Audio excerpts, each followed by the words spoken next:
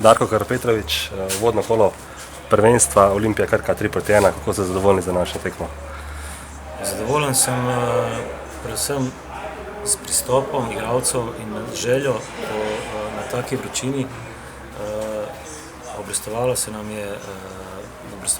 se treningi in na koncu smo zmagali. Kaj pa sama tekma, dogajanje? Tekma je bila težka, kar sem rekel tudi na začetku tekme. Zelo težka, dobra Krka. Kljub temu smo mi prevladovali in zabili tudi 3 gole, tako da še enkrat čestitam igralcem. Pritisk je bil verjetno velik, Olimpija ni dobila uvodnega srečanja prvenstva po povratku v prvo ligo.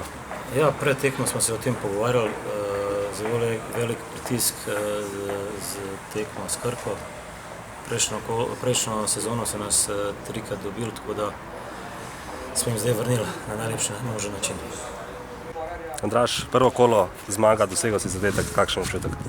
Ja, lep, sigurno. Ne bi si znova, v bistvu si ne morem predstavljati lepšega začetka sezone, tako da smo vsi zelo veseli, pa da smo dobili 3 točke, kar je super po dolgem času.